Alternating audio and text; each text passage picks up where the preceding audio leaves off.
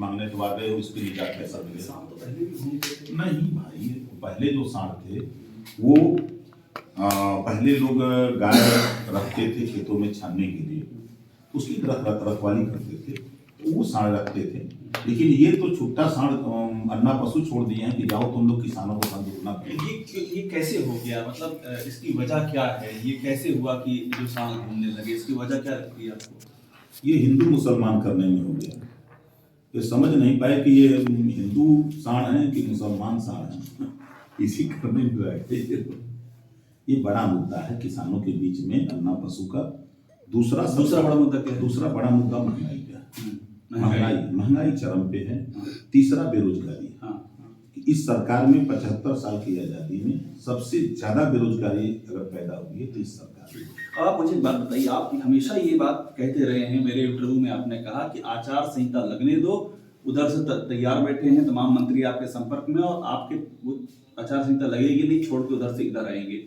अब आचार संहिता लग गई है, अब आप ही का जो सवाल, जो आप बात कहते थे वही सवाल आपके सामने दोहरा रहा हूँ मैं, जो आपका दावा था। शायद उन मंत्रियों के यहाँ गए भी होंगे और आपने भी सवाल किया होगा, ये हमको लगता है कि हमारा सवाल उनके यहाँ तक किए होंगे, तो उनकी तरफ से सवाल यही आया होगा कि अभी तक तो हैं। अब उसी समझ लीजिए कि अभी तक तो हैं, कल क्या होगा कोई ठीक नहीं। क्या ये वाकई ऐसा है कि वो संपर्क में है आपके? वो लोग 100% संपर्क में हैं सब लोग। देखिए जैसे कुछ ऐसे चेहरे हैं राजनीति में, मंत्री हैं, विधायक हैं, उनको पता हो गया है कि बीजेपी की सरकार अब नहीं आनी है। वो चेहरे कौन हैं? अब आज तो आचार संहिता लग गई, आपके सामने बैठा के प्रेस वार्ता करा दूंगा। कब तक? जल्दी, जितना जल्दी प्रेस वार्ता होगी। ये मतलब चेहरे क्या है? मंत्री स्तर के मंत्री हैं, मंत्री हैं, बड़े बड़े मंत्री हैं, योगी सरकार में मंत्री, योगी सरकार में आपके साथ बैठ के प्रेस कॉन्फ्रेंस करेंगे, बैठ के प्रेस वार्ता करेंगे। आप रहेंगे, अखिलेश जी भी रहेंगे? बिल्कुल रहेंगे, दोनों लोग रहेंगे, दोनों के बीच में बैठेंगे। ऐसे कितने मंत्री ऐसे हैं? कम से कम 1.5 दर्जन मंत्री। 1.5 दर्जन मंत्री एक साथ देखिएगा ना, सब कौन वहाँ जा रहा है, वहाँ से कौन आ तो रहा है। आचार संहिता लग गई है तो आप बता सकते हैं कौन मंत्री है वो? नहीं, अभी कैसे बता, जब तक हम ज्वाइन न करा लें तब तक उनको पकड़वा के लखनऊ लोग पहुंचा दें, लखनऊ दिल्ली में पहुंचा दें, तो दरबार में पहुंचा देंगे तो टाट मिलेगी ना, तो वो यहाँ ज्वाइन कर लेंगे तो कोई मतलब नहीं। तो ये अगर मैं आपसे पूछूं, अब तो आचार संहिता लग गई है, ये कब तक हो जाएगा? अगले एक हफ्ते में हो जाएगा? हो जाएगा एक हफ्ते के अंदर। अब देखते जाइए ना, चरणबद्ध जैसे होगा चुनाव ना, तो हमको अंदाजा 1 हफ्ते 10 दिन में सब हो जाए, फाइनल हो जाएगा, छोड़ के भाग जाएंगे। 1.5 दर्जन मंत्री कम से कम एक हफ्ते में इस तरह। हमको अंदाजा कम से कम 125 विधायक, मंत्री तो मंत्री हैं 1.5 दर्जन, और 125 विधायक भी हैं साथ। एक हफ्ते में हो जाएगा, ये सब छोड़ के भाग रहे हैं। अच्छा, मुझे एक बात और समझाइए, आपसे एक सवाल और ये भी है कि अभी जो स्थितियां आपको लग रही हैं, सबसे आपको क्या लग रहा है कि अब चूंकि वो उस तरह से रैली वैली तो होगी नहीं जैसे पहले हो रही थी, फर्क क्या पड़ेगा चुनाव पे इसका? उस तरह से रैली नहीं होगी, उस तरह से लोग नहीं आएंगे, क्या फर्क पड़ेगा? देखिए, रैली हो ना हो, लेकिन अन्ना पशु का मुद्दा किसान के घर दिल में बैठ गया है। सड़क पर जो दुर्घटनाएं हो रही हैं, जो हॉस्पिटल में परिवार जूझ रहा है, उसके दिल में बैठ गई है।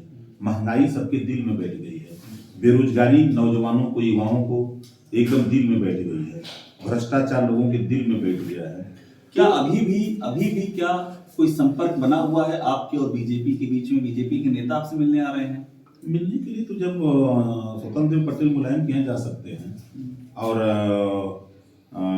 मुलायम सिंह जी मोदी से मिल सकते हैं, मायावती सोनिया से मिल सकते हैं, एक दूसरे से नेता सब मिलते रहते हैं। मतलब उसमें कोई राजनीतिक मतलब नहीं है? राजनीतिक कोई मतलब नहीं भाई। आज हमारी सरकार, इनकी सरकार है, कल नहीं रहेगी।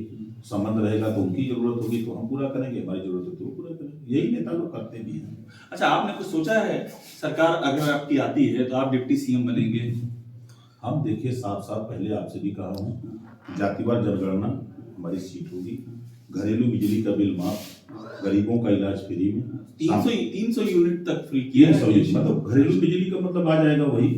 तो जैसे जो पढ़े लिखे लोग नहीं हैं, ये सब तो मुद्दे आप गिना चुके हैं, लेकिन मैं पूछ रहा हूँ कि डिप्टी सीएम जैसा आपकी सोच नहीं है क्या कि आप भी डिप्टी, जो सबसे बड़े घटक दल आप ही हैं, आरएलडी है या फिर आप हैं, तो आरएलडी से और आप दोनों से कि डिप्टी सीएम, ऐसा कुछ? नहीं, ऐसा कुछ नहीं। देखिए, हम पद के लालची नहीं है। आपने कोई ऐसे डील नहीं? हम ऐसा कुछ करते भी नहीं। आपने देखा कि मैंने मंत्री पद तनिक भर में इस्तीफा देके हम लौट आए, हमको उसकी परवाह नहीं। हम तो सदन में कहे कि अगर मुख्यमंत्री कहते तो आज मैं विधायक की इस्तीफा देने चला जाऊंगा। आप झूठ बोल सकते हो लेकिन हम झूठ नहीं बोल सकते। आपने सामाजिक न्याय समिति की रिपोर्ट लागू करने के लिए सदन में बोला और आप नहीं लागू किए तो आप झूठ बोल सकते हो। हम अगर कह रहे हैं आप खाली कह दो, हम अभी इस्तीफा दे देंगे। शुक्रिया। तो ओमप्रकाश राजभर जी